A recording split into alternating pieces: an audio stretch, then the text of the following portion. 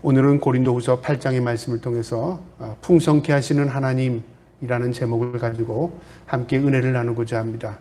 사도 바울은 고린도 교회 전서 통해서 그들의 많은 은사들을 통해 그들이 분열된 것을 책망하고 권면했고, 또 고린도 후서를 통해서 자신의 관점에서 개인적인 소견을 이야기하면서 그들을 권면했습니다. 특별히 7장까지, 오늘 고린도 후서 7장까지의 내용은 자신의 변론하는 내용입니다. 나는 이렇게 너희에게 복음을 전했고, 나는 하나님의 사도로서 하나님 앞에 하나 부끄러움 없게 너희에게 진실된 복음을 전했다. 내가 믿는 믿음이나 너희가 소유하고 갖고 있는 믿음이나 하나님 앞에 다 동일한 믿음이다. 그래서 우리가 한 마음으로 천국 가는 백성으로서 한 마음 이루어 하나님의 영광 위에 살자 하는 내용이었다면, 이제 8장 9장부터는 어떤 내용이냐면요, 고린도 교회가 추구했던 그 풍요가 너희가 생각하는 그 풍요는 하나님의 관점에서는 온전한 풍요가 아니다. 진정한 풍부한 풍요는 바로 영적인 것이다. 그것을 지금 말하는 것입니다. 그러면서 그들이 소유하는 것을 풍요라고 생각했다면 오히려 베푸는 것이 풍요다. 그런 관점에서 지금 8장 9장을 기록하고 있습니다. 오늘 이 말씀에서 하나님의 관점에서 우리가 이 세상에 살 때 진정한 풍요가 무엇인가를 깨닫는 저와 여러분 되기를 주님의 이름으로 축복합니다. 고린도 교회는 특별히 물질이 풍부한 교회였습니다. 그래서 많은 사람들이 잘 살기를 원했고요. 또 무역항이었기 때문에 잘 사는 사람들도 많았습니다. 그러니까 많이 가지고 있는 게 그들은 풍요라고 생각했겠죠. 그러나 하나님의 관점에서는요, 이 세상에서 물질을 많이 가지고 있는 게 풍요가 아니라 그의 마음이 풍요한 게 진정 풍요고요. 그것보다 더 풍요한 게 믿음으로 사는 것, 하나님의 뜻대로 하나님의 말씀을 실천하고 사는 게 진정한 풍요입니다. 그런 관점에서 보면 이 말씀을 이해하기 쉬우리라 생각합니다. 오늘 이 말씀을 통해서 우리가 하나님의 말씀으로 진정한 풍성한 은혜를 이 땅에서도 누리고 살기를 축복합니다. 8장 1절에 보면, 형제들아, 하나님께서 마게도냐 교회들에게 주신 은혜를 우리가 너희에게 알리노니, 하나님께서 마게도냐 교회 성도들에게 주신 은혜가 있답니다. 마게도냐 지역은 어디냐면요, 지금의 그리스 마케도니아 그 지역입니다. 베레아, 아가야, 이 마게도니아 그 지역인데요, 북쪽 지역입니다. 그리스 북쪽 지역입니다. 이 마게도니아 지역은 그 당시에 군사 지역이었는데요, 로마가 집권하면서 이 지역에 있는 모든 은금을 다 갈취해 갔습니다. 풍요로운 도시였습니다. 지화자원도 풍요했고 물질도 풍요했던 지역이었기 때문에 이 로마군이 주둔하면서 그들이 가지고 있던 모든 것들을 다 착취하고 빼앗아 갔습니다. 뿐만 아니라 이 예루살렘으로부터 유대인들이요, 그 당시에 기독교인들을 영적으로 박해했습니다. 그러니까 물질적으로도 착취를 당했고 영적으로도 피폐한 그런 상황 가운데서 또 기근까지 들었습니다. 로마 그 본토가 기근이 들어서 이 마게도니아 지역으로부터 많은 것들이 빼앗겨서 로마로 다 들어간 그런 시기였습니다. 그런데 오늘 사도 바울이요, 마게도니아 교회들에게 주신 은혜를 너희에게 알게 한답니다. 그들에게도 은혜가 있다 그 말이죠. 물질적으로는 다 빼앗겼는데 하나님이 주신 은혜가 있었답니다. 그 은혜가 뭔가 한번 보시기 바랍니다. 2절에요. 환난이 많은 시련 가운데서 그들이 넘치는 기쁨과 극심한 가난이 그들의 풍성한 연보를 넘치도록 하게 하였느니라. 이게 좀 역설적인데요. 시련 가운데 기뻐하고 그다음에 극심한 가난 가운데 풍요로운 연보를 냈답니다. 여러분, 우리가 어떻게 시련 가운데 기뻐할 수 있습니까? 육체는 시련을 당하는데 영적으로는 그걸 통해서 하나님께 기뻐했다 그 말이죠. 그리고 그들이 자신도 먹기 어려운 그런 극심한 가난 가운데서도 오히려 예루살렘 교회를 돕기 위해서 연보를 모아서 사도 바울 일행들에게 그것을 전달했다 그 말입니다. 그러니까 그들이 눈에 보이는 것, 살아가는 그게 중요한 게 아니라 하나님이 기뻐하는 삶을 산 겁니다. 이게 하나님이 주신 그들에게 주신 은혜였습니다. 우리는 무엇을 받아야 은혜라고 생각하잖아요. 은혜 주시옵소라고 말해요. 근데 하나님이 주신 은혜는 뭐냐면요, 우리 안에 이미 내재해 있습니다. 우리가 하나님의 말씀을 실천하고 살면 은혜로운 삶이고요, 그게 결국 하나님으로부터 은혜입니다. 그런데 우리는 생각을 그렇게 하지 않아요. 하나님이 뭘 공급하고 우리는 누리고 살아야 은혜라고 생각합니다. 우리가 진정으로 풍요를 누리고요. 아주 부족함 없는 인생을 살 때가 있습니다. 영원입니다. 천국에선 그런 삶을 삽니다. 그런데 우리가 이 땅에서는요, 하나님의 은혜가 물질적인 은혜만이 은혜가 아닙니다. 더 큰 것이 정신적인 은혜고요. 그것보다 더 큰 것이 영적인 은혜입니다. 그래서 예수님의 제자들이 그 은혜 아래 있었고요. 주님을 따르던 모든 사람들이 그 은혜를 발견한 것입니다. 저와 여러분도 하나님이 주신 그 은혜를 발견하고 그 은혜 아래 거할 수 있기를 축복합니다. 이처럼 마게도냐 교회는요, 그들이 시련 가운데서도 하나님의 은혜로 기뻐할 수 있었고, 그들이 극심한 가난 가운데서도 그들이 예루살렘 교회를 도울 수 있는 그런 넉넉한 마음이 있었다 그 말이죠. 3절에요. 내가 증언하노니 그들이 힘대로 할 뿐 아니라 힘에 지나도록 자원하여. 힘에 지나도록 자원했다는 것은 뭐냐면요, 넘치도록 했다 그 말이죠. 그들이 과분할 정도로 예루살렘 교회를 도왔다 그 말입니다. 그런데 이것이 사도 바울이 그렇게 하라고 명령한 게 아니라 그들 스스로 자원하는 마음으로 그렇게 연보를 모아 사도 바울 이 일행을 통해서 전달되었다 그 말이죠. 사도 바울의 마음이 얼마나 아팠겠습니까? 그들에게 강요하지도 않았고 그들에게 어떤 지시하지도 않았습니다. 그런데 그들은 자원하는 마음을 가지고 그들을 자발적으로 모아서 어려운 예루살렘 교회를 도운 겁니다. 이것에 대해서 사도 바울이 얼마나 기뻐했는지 몰라요. 4절에요. 이 은혜와, 이게 바로 은혜랍니다. 이 은혜. 그들이 자원하는 마음으로 그 넘치는, 분에 넘치는 그 연보를 모아 예루살렘 교회를 도운 것을 말합니다. 이 은혜와 성도 섬기는 일에 참여함에 대하여 우리에게 간절히 구하니, 5절에 우리가 바라던 것뿐 아니라 그들이 먼저 자신을 주께 드리고 또 하나님의 뜻을 따라 우리에게 주었도다. 우리도 그것을 간절히 바랬지만 그들은 자원하는 마음으로 먼저 자신들을 주께 드렸답니다. 이게 하나님께 드리는 방법입니다. 우리는 무엇을 드리면 내가 드린 것만 생각하잖아요. 그런데 하나님이 받으시는 건 뭐냐면요, 마음을 먼저 받으십니다. 가인과 아벨의 제사를 보면 분명히 알 수 있습니다. 아벨은 그 마음을 드렸고요. 하나님은 아벨을 받으셨다고 말합니다. 재물을 받은 게 아니라 아벨을 받으셨습니다. 가인은 물질을 드렸지만 가인을 받지 않으셨습니다. 우리가 오늘날 그걸 생각하지 않고요. 우리 인간적인 관점에서 세상 것 구별해서 드리면 하나님이 그거 받으신다고 생각합니다. 그렇지 않습니다. 우리의 마음이 먼저입니다. 그래서 내 마음 있는 곳에 내 물질이 있다는 그 말입니다. 우리의 마음이 빼앗기는 곳에 뭐냐면요, 우리의 물질이 빼앗기는 곳에 마음이 빼앗깁니다. 나는 그렇지 않아. 그렇지 않습니다. 오늘 이 말씀이 바로 그 말입니다. 먼저 자신을 주께 드렸답니다. 마게도냐 교회가요. 그리고 또 하나님의 뜻을 따라 우리에게 주었도다. 그리고 너희가 물질을 구별하여 연보를 우리에게 모아 주었다 그 말이죠. 그러면서 5절에 우리가 바라던 6절입니다. 그러므로 우리가 디도를 권하여 그가 이미 너희 가운데 시작하였은즉 이 은혜를 그대로 성취하게 하라. 이미 너희 가운데 시작했답니다. 이 마게도니아의 소문을 듣고 이 고린도 교회도 연보를 모았습니다. 처음에는요.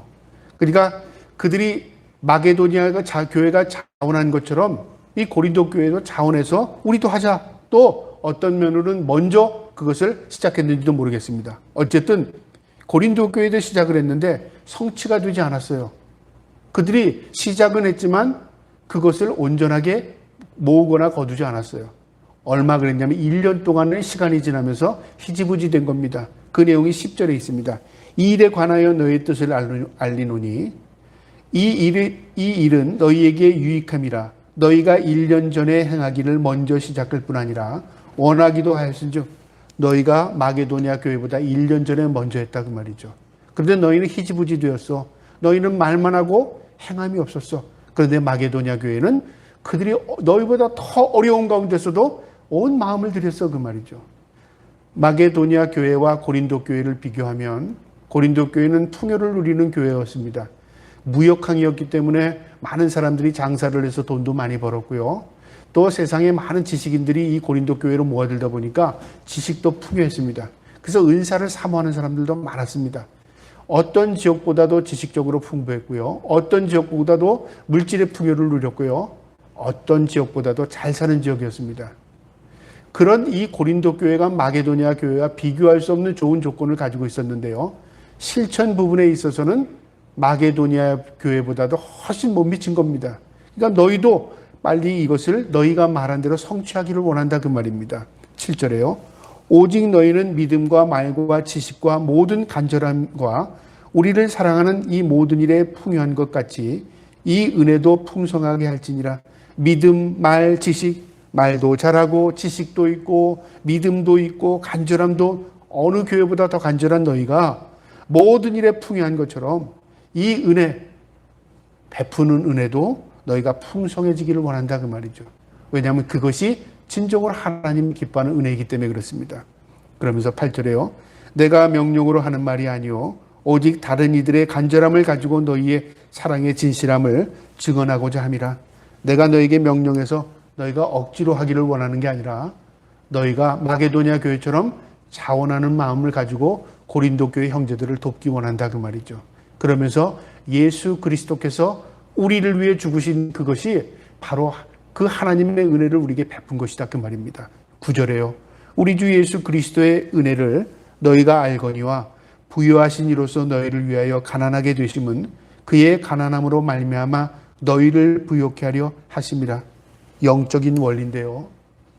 하나님의 아들인 예수 그리스도께서 이 땅에 오셔서 우리를 부요하게 하기 위해서 우리의 죄를 구원하기 위해서 예수 그리스도께서 자신을 몸버리신 겁니다. 몸을 버리신 겁니다. 그래서 자신은 가난하게 되었고 우리는 그 풍부한 부요를 누리게 된 거죠. 영적인 의미입니다. 하나님이신 예수님께서 자신을 버리신 겁니다. 우리는 그 은혜로 우리의 죄를 용서받고 구원의 은혜를 받은 겁니다. 우리는 풍요로운 자가 된 겁니다. 영적이죠. 이런 것처럼 너희도 진정한 영적인 축복 아래 있기를 원한다 그 말입니다. 10절에요. 이 일에 관하여 나의 뜻을 알리노니 이 일은 너희에게 유익함이라. 너희가 1년 전에 행하기를 먼저 시작할 뿐 아니라 원하기도 하였은즉 너희가 먼저 자원한 마음 나도 안다. 그러니까 이제 그것을 이루기 원한다. 11절에 이제는 하던 일을 성취할지니 마음에 원하던 것 같이 완성하되 있는 대로 하라. 마음에 원하는 대로 완성하라. 이건 뭐냐면요. 자원하는 심령으로 하되 너희가 그것을 부담을 가지고 억지로 하는 게 아니라 너희의 마음에 있는 대로 하라 그 말이죠. 여기 12절에 한 마음만 있으면 할 마음만 있으면 있는 대로 받으실 것이요 없는 것을 받지 아니하니라.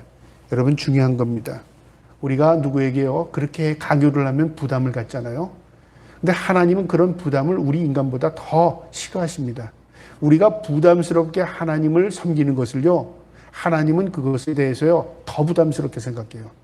그런데 우리가 간혹가다요 사람에게 강요를 하고 부담을 주어서 그 부담을 가지고 신앙생활을 하게 하는 거죠. 여러분 하나님이 우리의 창조주십니다. 그런데 하나님께서 우리를 억지로 믿게 하시지 않습니다. 굉장히 인격적이십니다. 그리고 하나님께서 창조물 가운데 인간에게 하나님의 형상으로 만들면서 의지를 줬어요. 내가 하나님을 거부할 수 있는 의지까지 줬어요. 그럼에도 불구하고 하나님께서 그걸 통해서 하나님께서 우리에게 영광을 받기 원하십니다. 그러니까 하나님은요 우리를 로봇처럼 우리를 강요하거나 우리를 조종하거나 우리를 하나님의 방법대로 억지로 이끌어가지 않습니다. 하나님은 인격적인 하나님이십니다. 여러분 이 인격이라는 것은 하나님이 스스로 그 인격적인 그 하나님께서 우리 인간을 창조할 때 아주 인격적으로 만드셨습니다. 그래서 인격적으로 하나님을 아는 사람과요 종교적인 양상으로 하나님을 아는 사람과는 차원이 다릅니다. 종교적으로 하나님을 아는 사람은 많은 종교 가운데 기독교가 그냥 하나의 분류의 종교로 생각해요. 그래서 그들이 행하는 행위로 하나님을 섬긴다고 생각합니다. 이스라엘 민족이 그랬습니다. 그래서 하나님께서 이스라엘 민족이 하나님을 섬기는 것을 역겹게 생각했습니다.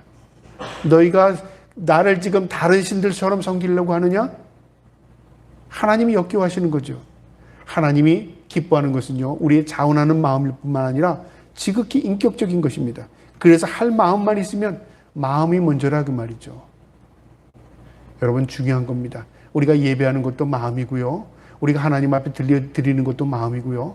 하나님은 우리에게 마음을 주셨습니다. 어떤 마음을 주셨을까요? 자신의 온 마음을 주셨습니다. 그런데 우리는 하나님께 온 마음을 들여 살지 않습니다. 어떻게 살죠? 일부분을 드리고 마치 내가 다른 사람보다 더 많은 걸 드린 것으로 생각합니다. 하나님이 부족하신 분이 아니십니다. 그런데 하나님은 무엇을 받으시죠? 마음을 받으셔요. 부모님, 우리가 자녀들을 생각할 때 그러잖아요. 자녀에게 부모님이 뭘 받고 싶어 하는 게 있습니까? 그렇지 않습니다. 그런데 부모님이 받고 싶은 게 있어요. 자녀들의 마음을 받고 싶어요. 진정으로 내가 너를 사랑하는 것처럼 너도 부모를 사랑해 주길 원한다 그 말이죠. 하나님이 그러셔요. 하나님은 부족하신 분이 아니세요. 우리를 인격적으로 만드셨습니다. 그런데 하나님이 우리를 통해서 받고 싶은 게 있어요. 뭐냐면 마음을 받고 싶은 거예요. 그걸 지금 이 고린도 교회에게 사도 바울이 마게도냐 교회를 비교하면서 설명해 주는 겁니다. 13절에요. 이는 다른 사람들을 평안하게 하고 너희는 곤고하게 하려는 것이 아니요 균등하게 하려 함이니. 이게 영적인 또 법칙인데요. 균등한다, 평등하게 한다, 나눈다 그 말 있잖아요. 그러면 너희가 어려운 가운데 너희가 강요를 당해서 너희가 연보를 모아서 이 고린도 교회 어려운 교회를 도왔다. 그러면 너희 거 빼앗아서 거기다 도우면 결국 너희를 가난케 하고 너희를 곤고케 하는 것으로 너희 생각한다면 착각이다 그 말이죠. 이것은 하나님의 법칙인데 영적인 원리라는 거죠. 뭐냐면 평균케 한답니다. 균등케 한답니다. 이 균등이라는 건 뭐냐면 우리 인간적인 관점에선 n분의 1 하면 야 평균 그렇게 말하죠. 수학적인 산술적인 방법입니다. 근데 하나님의 법칙에서의 균등은 뭐냐면요. 내가 부족하지만 다른 사람보다 모두 부족하지 않습니다. 다른 사람보다 뭐가 좀 난 게 있을 수 있다 그 말이죠. 하나님 관점에서는 하나님께서 나를 나되게 하신 하나님의 은혜가 있어요. 어떤 사람은 물질이 많아요. 근데 어떤 사람은 그것보다 건강이 부족해요. 어떤 사람은 또 건강한데 그 명예가 없어요. 이처럼 세상은 가만히 들여다보면요. 하나님의 관점에서 보면 하나님께서 우리를 하나님의 방법대로 살 수 있도록 은혜 아래에 있구나 그걸 깨닫게 돼요. 나에게 물질도 풍요하게 하시고 건강도 누구보다 건강을 주시고 또 나를 높은 자로 명예롭게 하시고 만약에 그러다 봐요. 그러면 인간이 어떻게 되죠? 인간은 교만할 수밖에 없습니다. 결국 하나님을 대적하고 하나님께 등을 돌리고 살 수밖에 없어요. 그게 인간의 본성입니다. 그래서 하나님께서 하나님의 백성을 겸손케 하기 위해서 하나님의 방법대로 우리를 이끌어 가시는 하나의 방편이 거기에 있습니다. 물질도 마찬가지인 겁니다. 하나님께서 균등케 하신답니다. 이 법칙을 구약에서 찾는데요. 출애굽한 이스라엘 백성들이 광야에서 40년 동안 농사도 짓지 않고 40년 동안 한 끼도 굶기지 않으면서 하나님께서 하늘 만나로 그들을 먹이셨는데요. 그 하늘 만나의 법칙을 그대로 인용합니다. 그게 14절인데요. 이제 너희의 넉넉함으로 그들의 부족함을 보충함은 후에 그들이 넉넉함으로 너희의 부족한 것을 보충하여 균등하게 하려 함이라. 여기 균등한다고 하죠. 그러면서 15절에 기록된 것 같이 많이 거둔 자도 남지 아니하고 적게 거둔 자도 모자라지 않으니라. 출애굽기에 보면 이런 사건이 있었습니다. 이스라엘 민족이 모세의 지도 아래 그들이 이제 가나안 땅 하나님의 약속의 땅에 들어가기 전에요. 광야에서 그들이 기도하면서 그들이 먹을 것이 없어서 굉장히 걱정했습니다. 그런데 하나님께서 하늘의 빛처럼 눈처럼 만나를 내려줬어요. 이게 뭐야 처음에 만나라는 이름이 히브리어로 이게 뭐야 그런 말입니다. 인간이 이 땅에서 보지 못한 겁니다. 이 땅에서 구할 수 없는 겁니다. 그런데 참 신기해요.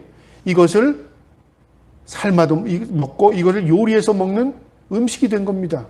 이게 뭐야? 그리고 사람들이 그걸 거둬다 먹었는데요. 이게 참 맛있어요. 그래서 처음에는 이게 굉장히 맛있다고 생각했습니다. 그래서 어떤 사람들이 이걸 좀 더 많이 거두려고요. 다른 사람들 욕심을 해서 더 많이 거뒀어요. 어떤 사람은 걷지도 못하고 조금 거뒀어요. 그리고 몸이 불편한 사람은 집에서 나오지도 못했어요. 그러니까 다 차등이 있죠. 근데 시간이 지나니까 많이 거둔 사람은 집에 갖다 놨는데 하루가 지나니까 썩은 냄새가 나는 거예요. 오히려 안 거둔만 못한 그런 냄새가 나는 거예요. 적게 거둔 사람은 어떻게 되냐면요. 많이 거둔 사람이 아니 내가 이거 많이 얻었으니까 내일까지 보존 못해요. 주게 된 거예요. 또 하나도 거두지 못한 사람도 그들이 나눔을 통해서 그들도 먹게 된 거예요. 시간이 지남에 따라 깨달은 거예요. 내가 많이 거뒀다고 해서 나만 배부를 수 있는 게 아니구나. 인간이 한계가 있는 거구나. 그리고 하나님께서 하나님의 말씀대로 거두라는 그 법칙에 따라 거두면 내일도 주시고 모레도 주시고 주시는 거구나. 그러니까 우리가 삶과 죽음의 문제는 하나님께 있구나. 그것을 깨달은 거예요. 무려 40년 동안이요. 그게 이스라엘 민족의 뼈저리게 교훈이 된 겁니다. 후대기까지도, 오늘날 믿음의 성도인 우리께까지도요. 이 법칙을 얘기하는 겁니다. 여러분, 우리가 많이 가진 것 같지만요, 또 우리가 적게 가진 것 같지만 많이 가졌다고 해서 그거 가지고 우리가 천국 갈 때 다 가지고 갈 수 있는 것도 아니고요. 적게 가지고 있다고 해서 우리가 곤비하고 빈곤하게 사는 거 아닙니다. 하나님께서 하나님의 방법대로 하나님의 백성들이 살 수 있도록 은혜를 베풀어 주셨어요. 오늘 이 말씀에서 우리에게 주는 교훈이 있습니다. 무엇을 지금 사도 바울이 고린도 교회에게 말하고자 하냐면요. 풍성케 하신 하나님이 어떻게 우리를 풍성케 하시는가를 가르쳐 주는 겁니다. 우리가 풍성한 하나님의 은혜를 누리고 살려면 어떻게 해야 되는가? 오늘 말씀에 그 답이 있습니다. 뭐냐면요. 언제나 하나님을 최우선에 두고 살아라 그 말입니다. 너희가 이 고린도 교회가 풍요를 쫓아 사는데 마게도니아 교회가 하나님의 말씀대로 살았다고 해서 그들이 빈곤함으로 계속 어려운 거 아니다. 하나님께서 은혜의 방편이 있다 그 말이죠. 그들에게는 오히려 하나님 쪽에서 더 큰 은혜를 입은 사람들이라 그 말이죠.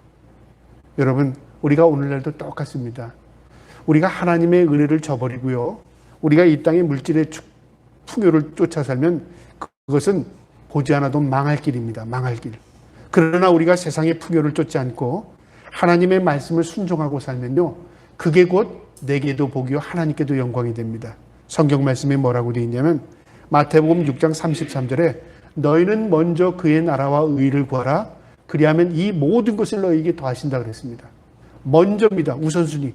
내가 하나님이 기뻐하는 하나님의 나라를 구하고 살면 하나님께서 나의 모든 것들을 책임져 주신다 그 말입니다. 믿으십니까? 하나님의 약속입니다. 또 역대하 26장 5절에 보면 여호와를 구할 동안에는 형통하였더라라는 말씀이 있습니다. 하나님을 찾고 하나님을 바라고 하나님을 구했더니 하나님을 구하는 그동안에 하나님께서 그 구하는 모든 자의 삶을 형통케 하셨답니다. 우리는 하나님의 뜻대로 살고 하나님은 우리의 인생을 책임져 주는 겁니다. 그런데 우리는 그렇게 살지 않죠. 내 인생 내가 책임질 것 같이 내가 이 세상에서 욕심 부리고 살다가 나중에 내 모든 거 다 잃어버리면 어떡하냐. 하나님 이게 뭡니까 그래요. 여러분 그건 하나님 배신하는 겁니다. 하나님께서는 하나님의 방법대로 살라고 했지 네 욕심대로 살다가 부족하면 나에게 구해 그렇게 하지 않았습니다. 내가 하나님을 구하고 하나님의 뜻대로 살면 하나님은 내 인생을 책임져 주시는 겁니다. 이게 성경 말씀입니다. 또 잠언 8장 17절 18절에 보면요. 부와 장구와 재물과 의의 모든 하나님의 것이랍니다. 부, 귀, 장구, 내가 살고 내가 죽고 하는 모든 문제, 내가 재물을 누리고 사는 건, 내가 이 세상에서 누리고 사는 모든 것들이 모두 하나님께로부터 온답니다. 여러분이 알기는 알죠? 그런데 이 아는 것과 내가 그것을 인정하고 그 뜻대로 사는 것과는 다릅니다. 믿음이 필요합니다. 그래서 하나님을 인정하고 사는 것, 그것이 우리의 최우선에 둘 때 그것이 결국 내게 은혜가 되는 것입니다. 저와 여러분이 이 세상에 살 때 하나님을 최우선에 두고 살아갈 수 있기를 주님의 이름으로 축복합니다. 또한 이 풍성한 하나님의 은혜를 누리려면 어떻게 해야 되냐면요. 소유주는 하나님이시고 나는 청직이라는 것을 늘 인식하면서 살아야 합니다. 주인이 내가 아니라 그 말이죠. 먼저 내 생명도 마찬가지입니다. 내 생명의 주인도 하나님이십니다. 부르시면 가는 겁니다. 내가 아무리 이 땅에서 장수를 누리고 싶고 아무리 내가 이 땅에서 건강하게 살려고 발버둥 쳐도요. 하나님이 오늘 밤 나를 부르시면 나는 갈 수밖에 없는 존재입니다. 주인이 하나님이라 그 말이죠. 생명의 주인뿐만 아니라 내 삶의 모든 영역의 주인이 하나님이십니다. 에베소서 6장 7절에 우리가 세상에 아무것도 가지고 온 것이 없을 때 또한 아무것도 가지고 가지 못하나니 무엇을 말하냐면 하나님이 주인이시다 그 말입니다. 신명기 8장 17절 18절에요. 내 하나님 여호와를 기억하라. 그가 내게 재물 얻는 능력을 주셨음이라. 내가 만일 내 하나님 여호와를 잊어버리고 다른 신들을 따라 그들을 섬기며 그들에게 전하면 내가 너희에게 증언하느니 너희가 반드시 멸망하리라. 여기 세상에 다른 신들이 뭐냐면요, 물질이 다른 신이 될 수 있습니다. 명예가 다른 신이 되고요, 하나님의 자리에 내가 건강 올려놓으면 건강이 다른 신이 될 수 있습니다. 하나님의 자리에 다른 것 올려놓으면 그게 신이 돼요. 우상이 된다 그 말입니다. 그 우상을 쫓아 사는 사람은 반드시입니다. 예외 없다 그 말입니다. 어떤 사람은 멸망당하고 어떤 사람은 흥하리라라는 성경 말씀 없습니다. 예외 없이 세상 신 따라가면 반드시 멸망한답니다. 그런데 모두가 흥하려면 하나님을 인정하고 살라는 겁니다. 저와 여러분이 하나님 인정하고 살 때 하나님이 주신 놀라운 은혜를 경험하며 살 수 있기를 주님의 이름으로 축복합니다. 또한 오늘 이 하나님의 은혜를 누리려면요, 성실하게 일하며 살아야 합니다. 하나님은 성실하신 분입니다. 신실하신 분이라고 말합니다. 우리가 그 성실을 놓쳐버리면요, 이 땅에서 그냥 내 머리 술수, 내 방법, 내 장꾀로 살아가다 보면요, 처음에는 잘 될 것 같지만요, 종국적으로, 궁극적으로는 망합니다. 이게 성경적입니다. 그래서 성경은 무엇을 우리에게 가르쳐 주냐면 정직한 것, 진실한 것, 올바르게 살아야 합니다. 그러나 우리가 죄성을 가지고 있기 때문에 진실하지 않습니다. 성실하지 않습니다. 올바르지 않습니다. 그래서 날마다 믿음으로 우리를 쳐서 예수 그리스도 안에 복종시켜야 됩니다. 하나님, 내가 오늘도 정직을 잃었습니다. 오늘도 내가 신실을 잃었습니다. 오늘도 올바른 길을 내가 저버리고 다른 길을 갔습니다. 그걸 늘 괴로워하고 그걸 늘 고민하며 살아야 하는 것입니다. 신실하신 하나님이십니다. 그 신실한 자를 통해서 하나님이 은혜를 베풀어 주십니다. 잠언 10장 4절에 보면요, 손을 게으르게 놀리는 자는 가난하게 되고 손이 부지런한 자는 부하게 되느니라. 이게 손이라는 게 일이라 그 말이죠. 내가 노력한 대로 거두는 것이지 노력하지 않고 거두는 것은 결국 그것은 다 아무것도 되지 않는다 그 말입니다. 하나님의 말씀은 우리의 등대입니다. 우리의 빛이 되십니다. 우리를 인도하십니다. 그래서 말씀은 우리의 생명이 됩니다. 그 말씀을 따라 살아야 하는 것입니다. 성경에 보면 마태복음 7장 24절부터 반석 위에 지은 집과 모래 위에 지은 집이 있습니다. 여느 때는 똑같습니다. 근데 비바람이 불고 창수가 나서 폭우가 쏟아지니까 상황이 완전히 달라졌어요. 모래 위에 세운 집은 생각지도 않게 와르르 무너져 버렸어요. 반석 위에 세운 집은 그 비가 오고 그 바람이 불어도 견고히 섰어요. 무엇의 차이가 있냐면 기초가 다르다 그 말이죠. 기초가 뭐냐면 하나님 말씀입니다. 그래서 예수 그리스도는 곧 말씀이라 그 말이죠. 요한 1서에. 말씀을 믿고 사는 겁니다. 우리가 예수님 형상 나놓고 그 안에서 복을 주옵소서 손을 빌면서 사는 게 아닙니다.